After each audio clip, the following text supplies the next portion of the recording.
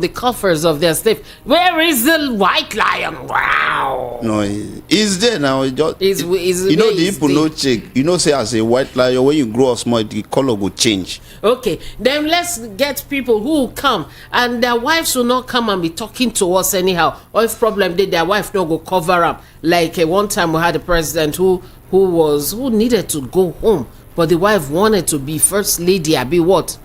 Remember that one, eh? Our mother-in-law just died. May her soul rest in peace. Yes, amen. yes. See, wife, then the ones when their family, their children and all follow them, they rule country everywhere they go. But I won't find out something. Wait first now, that their children they do contract. Then the ones when get friends, in fact, we would need a solo person from heaven, just as Jesus came by himself. Lady, see, I won't find out something. No, if person won't campaign, is there any breeze when they enter their mouth? When we say maybe I want to say I won't give you money, and now talk say I now talk another thing entirely that you know like. See, I'm telling you, especially Aso Rock. I don't know once they don't reach there whether something happened to them or you know they normal, my brother. Or mother they normal. Maybe because of mother they normal. But maybe because say Rock no they there true, but they now say Aso Rock. Rock they for that place go. So maybe not because I don't know whether Rock did for that place go. Okay, our guest is here already. Shegun, but still come talk. Shegun, still come and talk. I will not forget. Shegun, how chairman? Use that microphone. How you and chairman work out? Chairman hear you. Chairman hear your defense. You want use it? Use anyone you want. Okay now. Oh yeah, are you set? Okay. Okay, actually, your voice is soft. They shout yesterday. Well, unfortunately, we are voice of the people. Even if we have much listeners, there are some persons that are not listening to us, especially from this Oshodi. So it's not hearing the voice of the people. After the interview yesterday, I actually did some food survey. Food. Yes, food.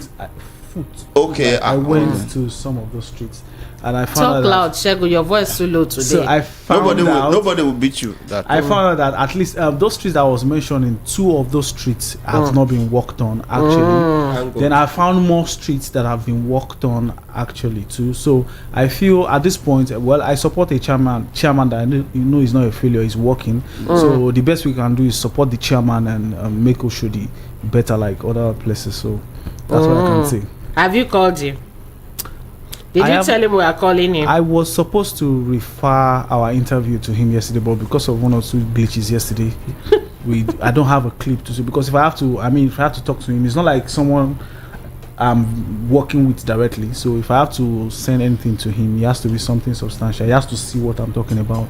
So they don't listen to us. So all the beats we beat you yesterday, not substantial. They were not listening. Okay, we'll deal with you next time. So.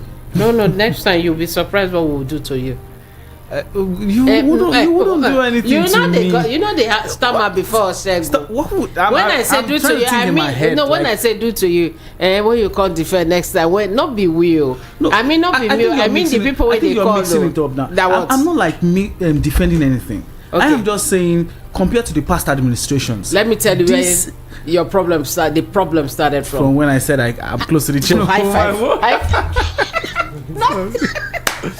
Yeah, that was it. That's because I believe that if I am saying anything, I'm not saying things from say what I heard or what I see online. Next time you say I've been paying close attention to happenings in the area.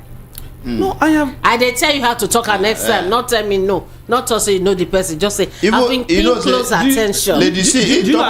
I was supposed to be part of his media crew. See who are the advisors. You know, say take one thing before. When they collect him phone, they can't say don't talk. Say they close to chairman or say this. Yeah, you see when you don't go close to them, sometimes you don't know what's happening. Small Shegun, small Shegun. How many times I call you? Now advice I give you next time you just say, I've been paying close attention to the happenings in the area, and I can tell you that I've seen areas that a lot of improvements have taken place. I must say that I think the chairman is not doing badly or whoever, and anybody go hold you like that. Wait, I would have said this that. another year. But if you be my president, na the problem. truth of the This matter is, another president. on the note at which I came in here yesterday was an argument of say the chairman is not doing anything, the roads are bad, like Oshodi is totally bad. That's why I came in to say no. You can't just say Oshodi is totally bad. The chairman has been working. Here, right?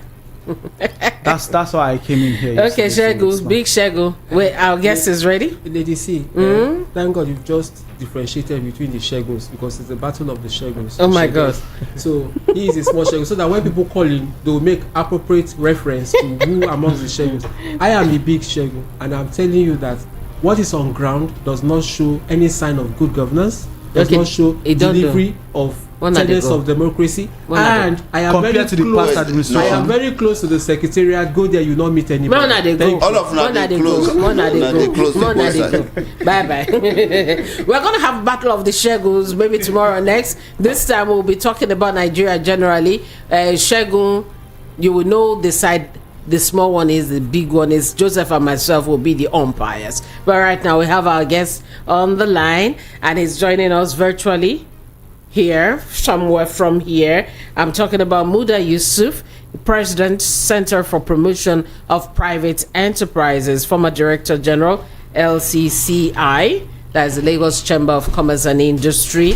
He's an economist and one who understands what is going on very well. It's a pleasure having you on the program today. Welcome, Mr. President.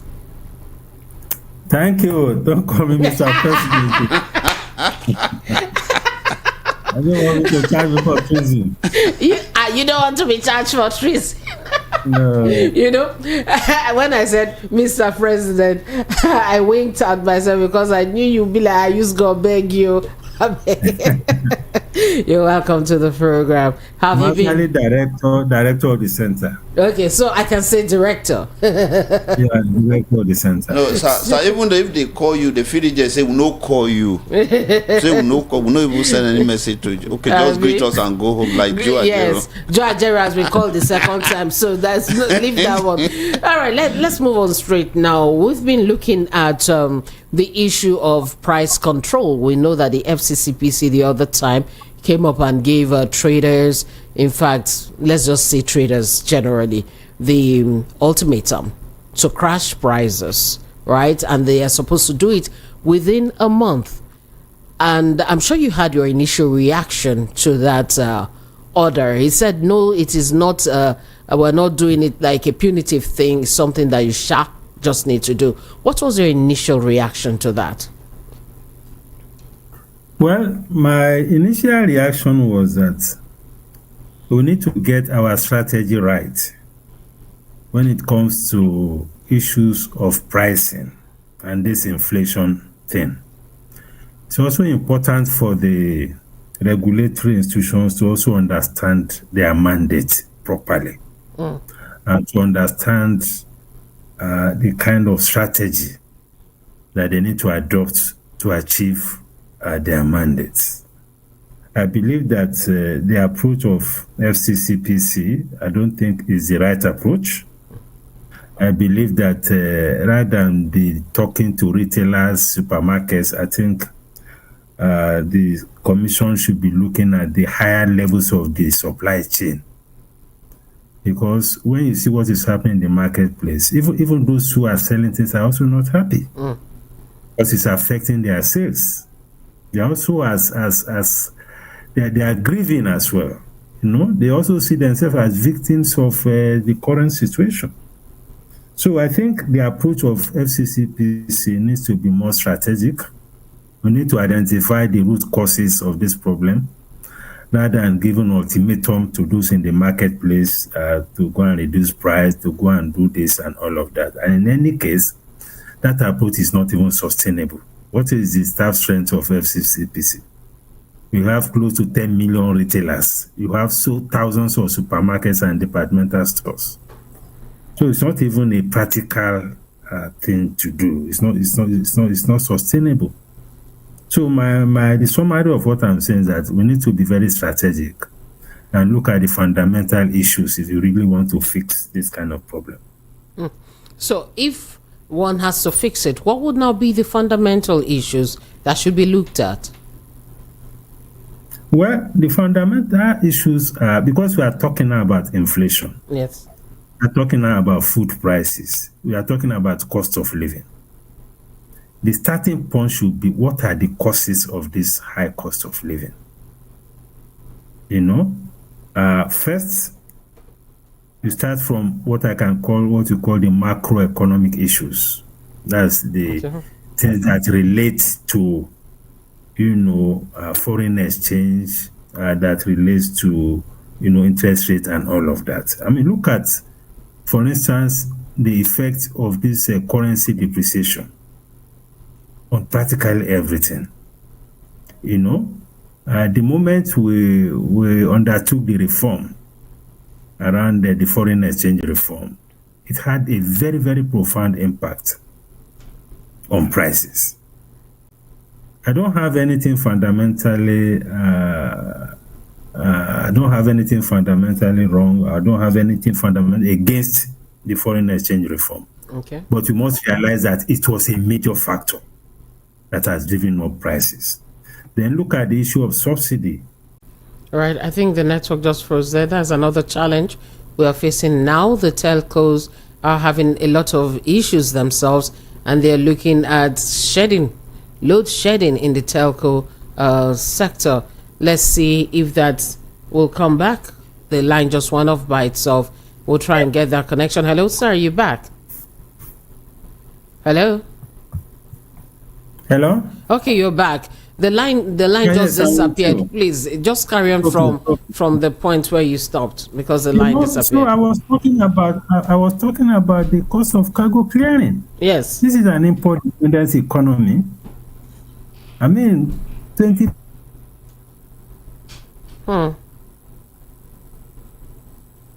Okay.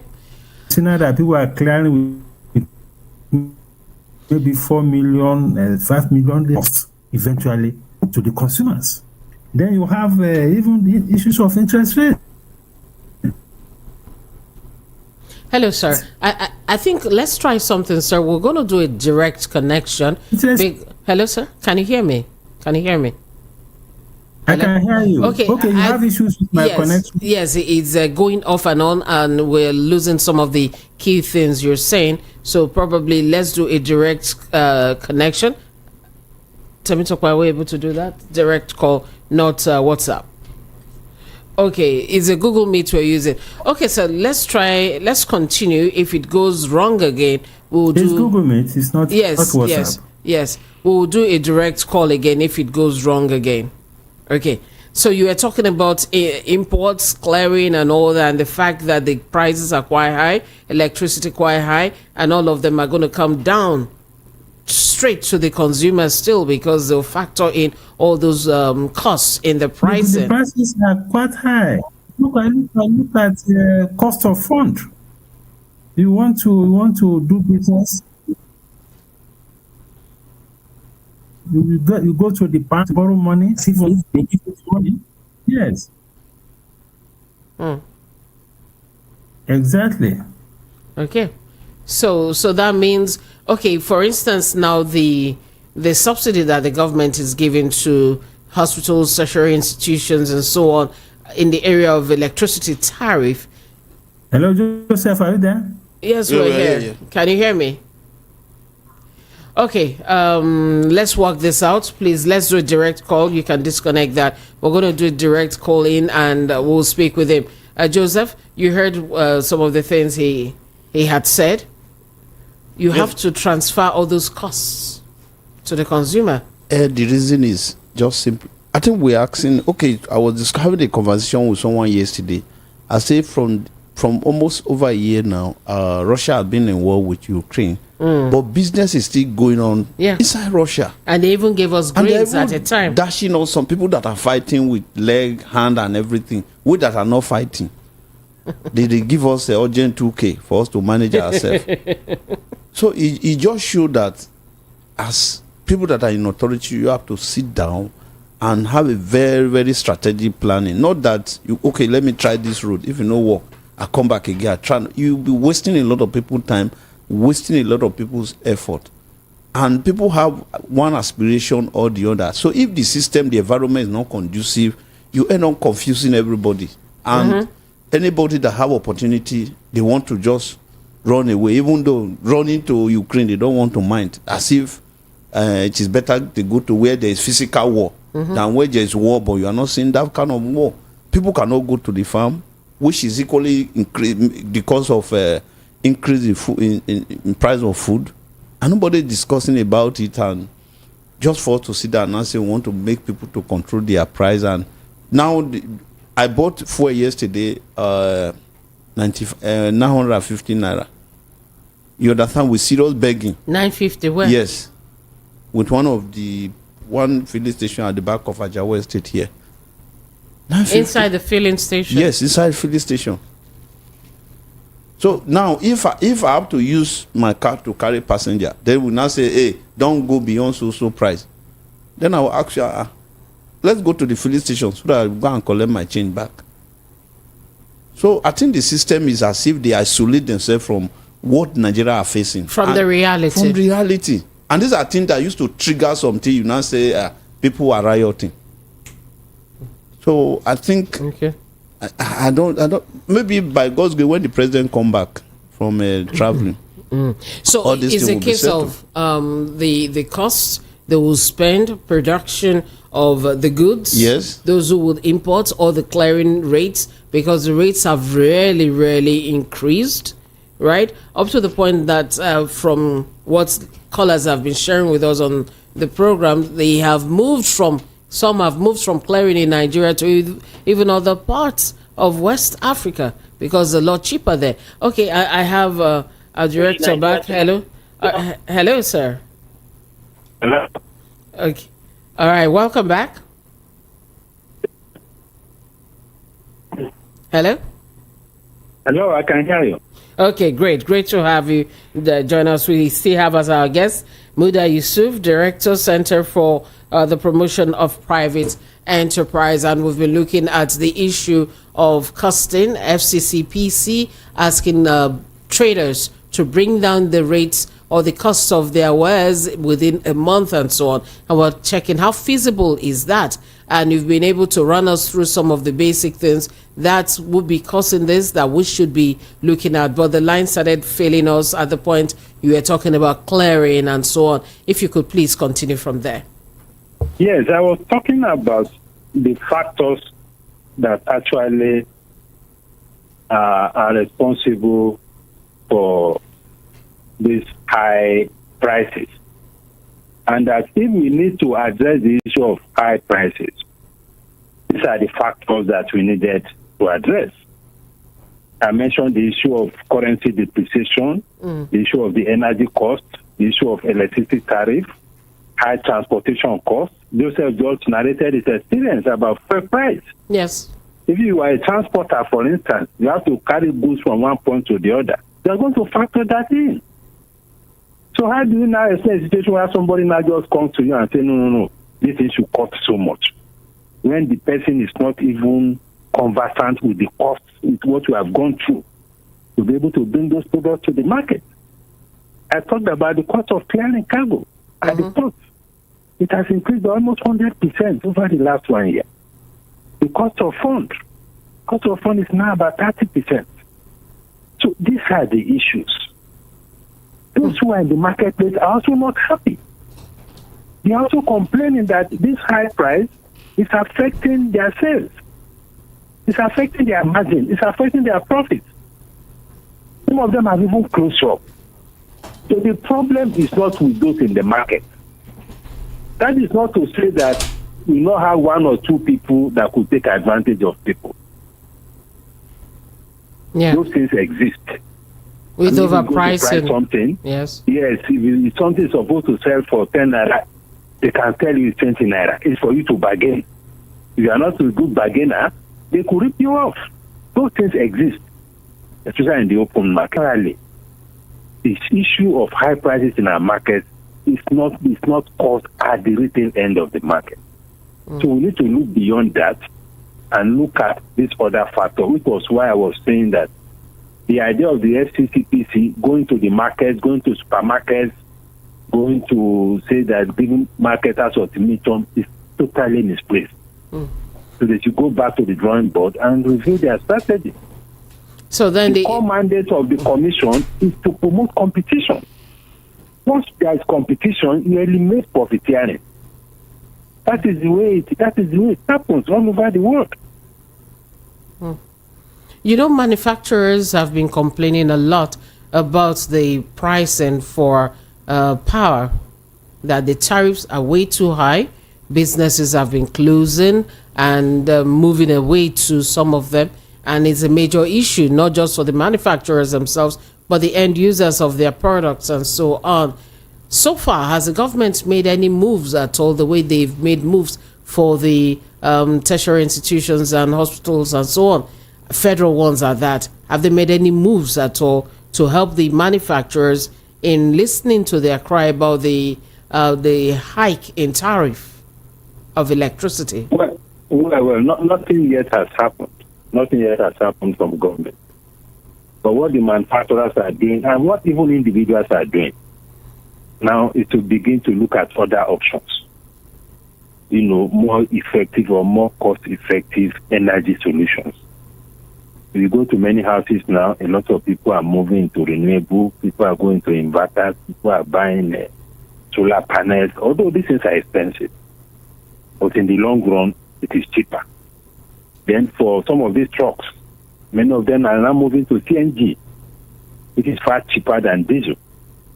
For many of people even use generators. Some people are now migrating to LPG, even at the domestic level, at household level. Some people are even converting some smaller generators. They change the carburetor, fix the cylinder, and it's far cheaper for them. So the issue of energy cost is a much bigger issue. The government has intervened at the level of educational institutions. They have intervened at the level of the health institutions. Public health institutions, I must say, and public educational institutions. But it is almost impossible for the government to intervene in all sectors. So those who are business owners also have the responsibility from a point of view of business strategy to look at how they can cut down their energy costs. This is not to diminish the role of government or to excuse government. For those of us that are running business also have to go back to the drawing board and look at other alternative sources of energy that can bring down the cost.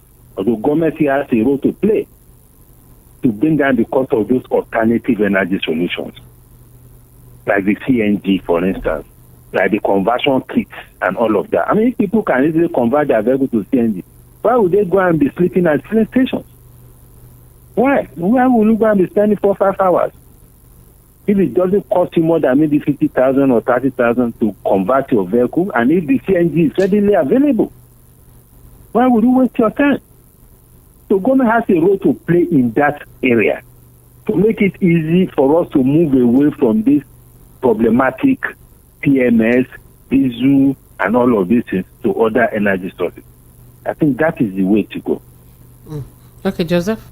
Yeah, Doctor, what can we do looking at the environment? I think it was 2 years ago when the former administration moved the energy issue from exclusive to concurrently. A lot of people were happy that the governor cannot find a way to be creative, have light that energy that will be powering business activity in their various states.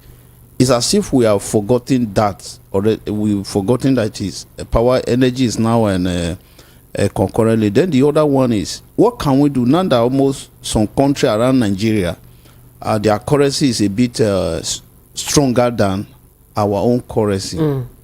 It clearly has its own implication. Yes, it does.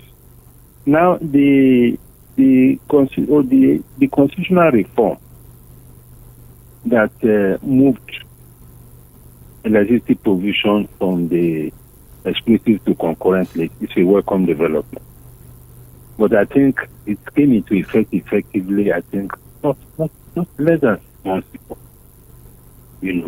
So some of the states are already beginning to put structures together, to be able to have a regulatory framework and all of that.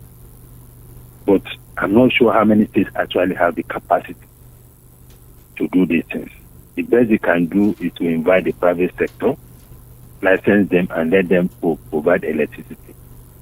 We can have electricity that is focused on some catchment areas. You have a large estate, for instance. There's nothing wrong in getting somebody who can provide a mini power plant to service the estate. Just like I have mini waterworks to service a particular geographical location. So we can do that, so that we move away from this over-centralization of electricity, because it's over-centralized. Everything is on the national grid. So if we're able to decentralize that, which is what this reform, this movement, constitutional reform is all about, that will also help. But more importantly, is for individuals, for companies to have also alternative sources that are cheaper. And to bring down the cost of those alternative sources is to use our fiscal policy. You remove all the tariffs, you remove the taxes, you remove the levies, you make it easy for people to import all these gadgets. Batteries, inverters, solar panels. If you are able to crash the price of that by almost 50%, many people will not worry about all this national grid. Because it's more efficient, it's less noisy, it's more environmental friendly, and it's even cheaper. You said something. Kind of reforms said that we need to push for. You said something about making these alternatives available and even cheaper, but there is this major problem that I've come to see, and I'm sure a lot of people have noticed it. It looks like when you see an alternative that you feel could be cheaper and you try using it, the next thing, that alternative becomes problematic. Either they will increase the price or just do something that makes it impossible for you to remain there. Let me give you an example. You see this one where you're using gen with the gas and all that. When they increased the fuel, a lot of us went to, start using that gas and your gen. It was fine. It was okay. But count how many months down or weeks down the line, the price of gas goes up. And you now wonder, is it that every step we take, they want to make it harder? Now the question, is it that every step we truly take, somebody wants to make it harder for the people? Because you see an alternative, you go to the alternative, by the next morning, that alternative is now a problem. Yes, I agree with you. And again, that is where the role of the government comes in. Because what is most paramount now is the fact that this dependence on this fossil fuel is becoming very, very difficult for us. Although gas itself is also part of fossil fuel, but it's easier. It's more environmental friendly. And even as we speak, even with the current cost of gas, it is still cheaper when you use it to power generator than to go and, use diesel or to go and start keying for petrol. Gas is still available, although it's a bit expensive, but it's still available. So the point I'm making is that for all these alternative energy solutions, we need policy to be directed towards them, to make them cheaper, so that the pressure on this TMS, on diesel, that pressure will go down. If we need to be exporting it to countries that need them, so be it. So that can use it to generate foreign exchange. Why we're able to use some of the, take the example of the renewables. If it was cheaper, for instance, for you to get very quality solar panels, it was cheaper for you to get quality inverters and batteries at a cheap rate. This can last you for the next 2-3 years. You don't have to spend anything. Unlike this example that you gave, you can be on it for the next 2-3 years. And it will serve you. And I have neighbors around my estate. The only thing they use is these solar panels and this renewable energy solution. They don't have any problem at all. The initial capital cost is high. So we need a policy intervention to reduce all that, because This pressure is much on us because we don't have much alternatives. The alternatives are limited. The choices are limited. That is why the pressure is so much on us. The government will assist with policy to ensure that these alternatives are there. Look at the trucks that are moving all sorts of stuff across the country. They are running on diesel. That's part of the reason why goods are so costly. The rail system is not working. They are moving the diesel from here to Maiduguri by road. Look at the cost. They are bringing cattle from the Sokoto to Lagos by road. Look at the cost. Tomato from Kano to Lagos by road. So the cost of transportation as a result of the quality of our transport infrastructure is a big problem. So when we expect that something will happen long term with our rail system, because all over the world, especially in the economy that work very well, all these bulk items, they move them by rail. Liquid items are moved through pipelines. That is the most efficient. But it's only government that can break that barrier. Private sector may have some role to play, maybe in maintenance, but the initial capital push has to be done by government. So when you begin to move all of these things by road, first implication for the construction of road, maintenance of the road, more importantly, the fuel consumption, the wear and tear on the trucks. All of these things make an economy to be very, very inefficient. It makes an economy not to be productive. It creates competitiveness problems for the economy. This is why our progress cannot compete with what we have abroad or with what we have in other countries. This is why we cannot export, because the cost of production is too high. So these are the fundamental things that I think we need to tackle to bring down costs and to make this economy a lot more efficient, a lot more competitive. So do we think now that the FCCPC may just go back on that directive because the issue of fuel is still there?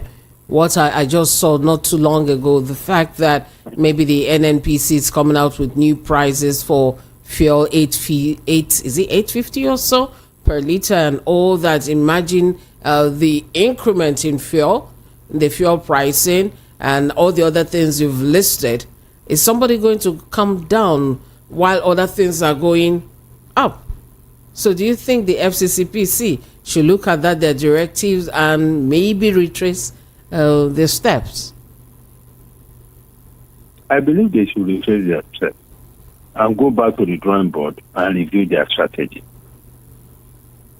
The FCCPC is a competition commission.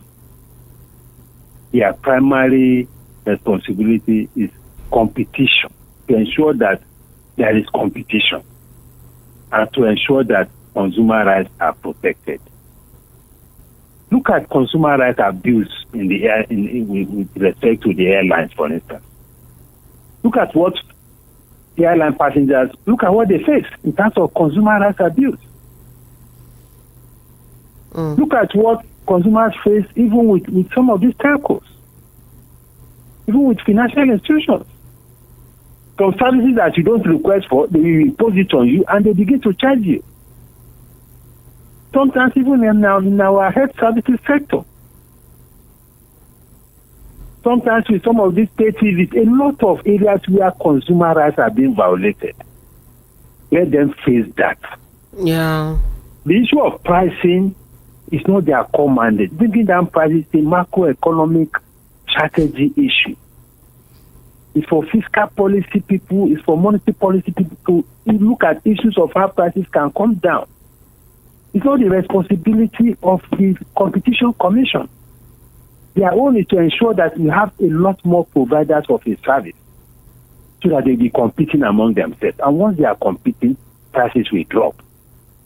What brought the price of SIM card from 50,000 to almost zero? Competition. It's competition. We told over the last 20 years, has prices not been going up? People say that when prices go up, it doesn't come down. But not in the case of SIM card. SIM card at the beginning was 50,000. Today it's almost zero. That is what competition can do. So that should be the focus. The other fundamental issue about prices is about what is driving the costs, is what is driving the prices up. You have mentioned some of it, and that is where the focus should be. So the FCCPC, yes, I'm sure they are very eager, they are very enthusiastic to bring down prices, but that is not the way to go. Joseph? It's not by going to visit the supermarkets, going to my issue ultimatums to market women and so on and so forth. These people are also victims of the current economic situation. They are also complaining. They are lamenting that the high prices are affecting their profit, that customers are no longer coming. So people are already lamenting, then you go there again to be giving them ultimatum. I mean, that is not right. Joseph. So that is what I think, yeah. Okay, Doctor, let's come back to the issue of steel fuel. If you go to the Niger Delta, some of these brothers and sisters there, they can refine the crude for us to have fuel in our car, but they say it's illegal.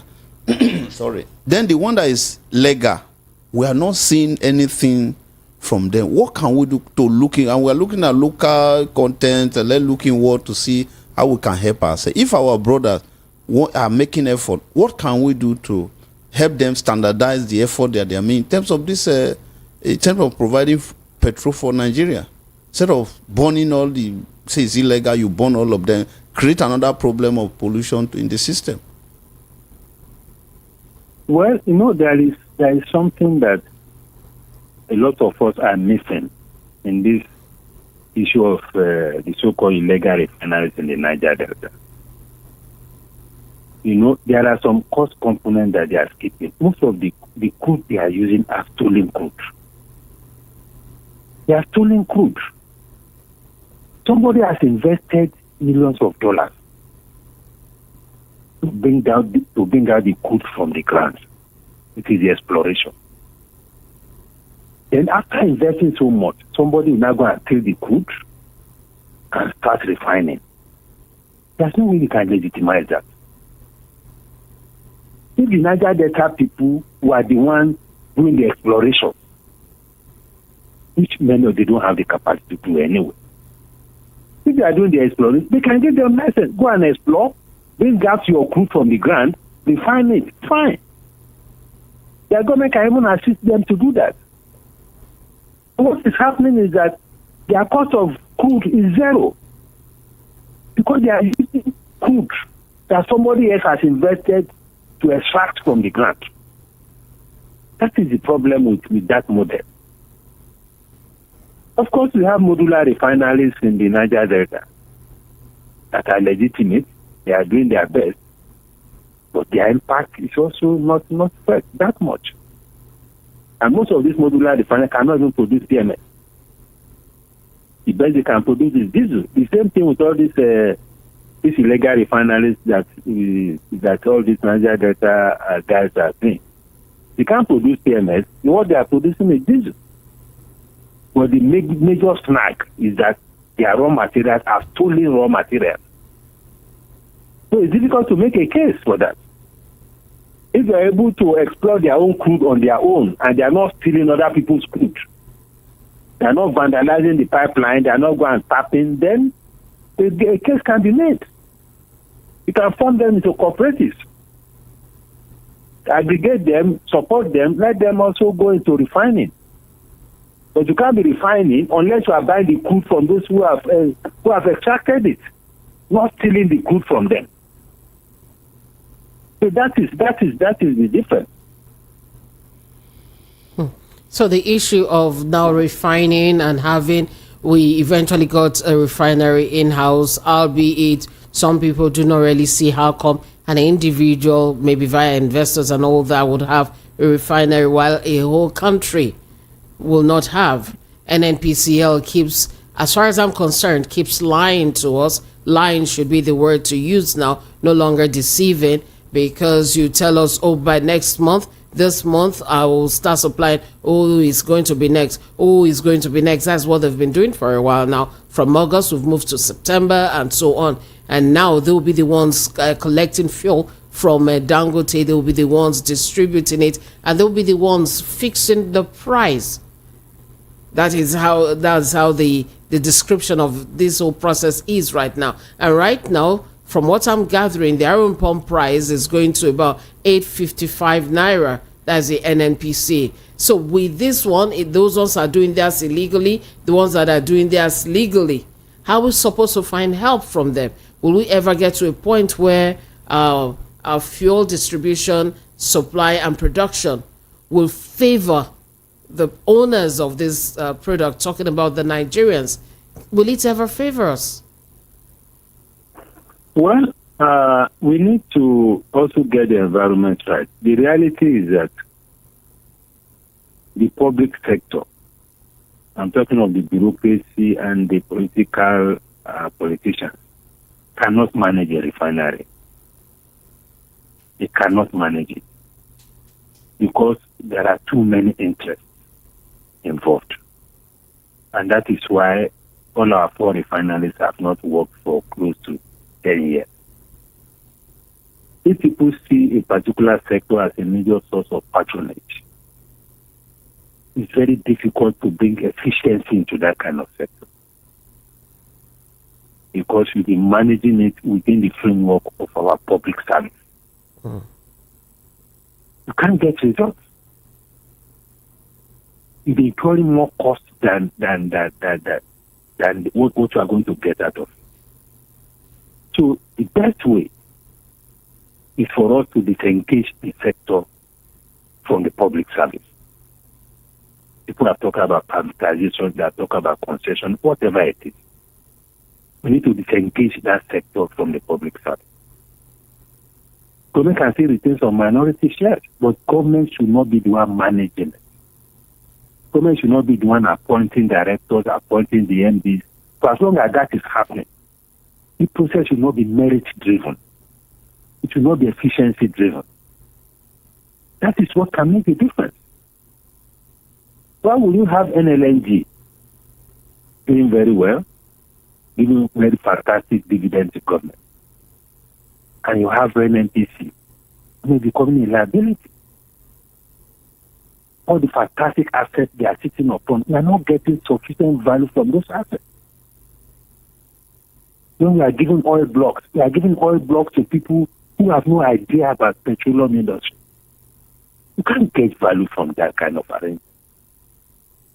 So we need to have a system to decouple the public service from them. Let's have an ownership structure where the private sector or some key investors will have majority shares. The government can have some strategic holding. And that way, the nation will get a lot of value. First from the dividend, then from the profits that these companies will be able to generate for the country. I mean, look at what all companies across the world. Look at Saudi Aramco. Look at Petrobras. You know, even though some of those institutions are public sector owned, but you don't have the quality of public institutions that they have there. You have to recognize our own reality. But it's people driven. It's people driven. That means we do not have good public workers? Exactly. We don't have the institution, the public institutional quality, the quality of public institutions to run it. But we have fantastic private investors that can make this work here in Nigeria. We don't even need to bring them from abroad. You create the environment for them. I mean, don't you have indigenous players in telcos? Are they not doing very well? Not all of them are foreign investors. Even those of them that are foreign are even from Africa anyway. So it is doable. But we need to create that environment so that we stop seeing the sector as a sector where you can dispense patronage. You make it a sector that can generate value for the economy. Generating. All the taxes we are talking about, if we have that sector work well, that sector can give us 3 times what we are getting from FRS. Even five times more than what we are getting from them. I don't know how you place this. For instance, a message from Waliu. He says here that he doesn't understand NNPC and the fact that NNPC is all acting confused. They don't know what to do concerning the fuel shortage, and they are still owing the suppliers about $6 billion, in which he knows people, he has friends who have paid into NNPC's coffers since May this year but have not gotten their products. How is that now a human factor that is causing this, or is just an institutional, should I call it, bad situation? No, it's a combination of the two. It is the quality of the institutions that brings in the human factor, the structure. Because it's not a structure that is, by virtue of its configuration, is not too particularly transparent. There's a lot of political economy dimension to their operations. So that is where the problem is coming from. If it was running, then secondly, and I must also be fair to government here, because of the nature of PMS and all these energy products, government is also concerned about allowing it to be freely market driven. That's another issue. Subsidy was withdrawn at the inception of the administration. Between the inception of the administration to now, subsidy has returned because of the exchange depreciation. So the government is paying almost 500 naira, 600 naira per liter as subsidy as you are speaking now. Even though when people went on protest, they were still saying that they should restore the price back, they should bring subsidy back. They didn't know that even at that 600 naira we are buying or 610, there's almost 500 naira, subsidy on a liter. Because of high crude oil price, because of the exchange rate depreciation, and because we are importing everything 100%. So it's a dilemma for government too. If the government say, okay, let me hands off and withdraw the entire subsidy, fuel is selling for around 1,200 per liter. Now, how many of us as Nigeria can stand that? Would that not spark another round of protest? You know? So the government is trying to manage the situation. That is why I think they have said, okay, the supply from Dangote should go to NNPC. So between NNPC and the consumers, they will see what kind of subsidy they can still afford to be able to pay. And another challenge you have is that all around us, all our neighboring countries, fuel is selling for about 1,400. So there's a very big incentive for people to be carrying our fuel across the border. And how many borders can you police? Our fuel is going as far as Central Africa. Because their currency is much stronger now. So it's very cheap for them to buy things from here. Even some of our food products, some of the reason we have all this problem of food shortages is that a lot of our food products are going out with the neighboring countries. Because before now, with one sefa you can buy about with 1 naira you can buy about 4 sefa or 3 sefa. The reverse is it's the other way around now. It's the other way around. Now I need about 4 or 5 naira to be able to buy 1 sefa. So they have a lot of advantage coming here to buy all our things and just take it out. And you know business people, they will take their products to where they can make the best profit. But when it comes to business, sometimes all this nationalistic feeling doesn't play up much. So if people are in the north, they produce a lot of grains, a lot of things there. Rather than bringing it to Lagos, bringing it to Aba, bringing it to Onitsha, it is easier for them to take it to Niger or to Chad, and they make more money. Of course, they will take it there. These are some of the problems we are facing. Joseph? Doctor, what can we do to issue of, our government agency, they are not afraid of litigation because they know that the court may not be there to, because if it is some other country, even the government will be paying a lot of fine from, maybe if they didn't meet up their own role in making a environment to be conducive for people. Then the other one, apart from taking the food in Nigeria to other countries, issue of insecurity is still there. And those that are even making effort to bring the food from the farm to the farm, from the farm to the city or market, there are a lot of hesitation from both state actor and non-state actor. Okay. Yeah, that is true. I agree with you. There are so many factors, and the issue of insecurity is one of the biggest factors that is fueling all this food inflation, high cost of living, and all of that. Well, the government, we see on television, the defense spokesperson is always telling us how many terrorists they have neutralized, how they are doing. Well, that's evident they are doing something. A lot of resources have been thrown into it. Only a few days ago, I heard that the Minister of Defense said that all the armed forces chiefs to relocate to Sokoto. Mm-hmm. Yeah, they can go and tackle the terrorists. So, in fairness, they are doing a lot. But what they are doing is enough, it's a different matter, because this problem has to go away. So, and you are not dealing with a conventional warfare. You are dealing with something like a guerrilla war. It is also not easy to fight. And we have a very vast geographical space. By the time they strike in one place, before you even get there, it could take you 3 hours. They have done whatever they want to do, and you can't put a military in every community in the country. It's not practical. So we should be looking at how we can use technology to assist us. In this, so the strategy has to have, you should have a rethink about strategy. But in fairness to government, at least they are doing a lot you can see. But again, maybe they have to take the strategy so that I can get more results. All right. Thank you very much, sir, for being our guest today. We would like you to maybe give us a last line here to the FCCPC, which has been the crux of this whole discussion. We have like a minute to do that. What will be your shortest advice to them, something they could look at going forward? Well, what my advice to them is that we appreciate their concern about high prices, about the need to bring down prices. But they should review their approach. We should not be fighting symptoms. We should be looking at the causes of the problem.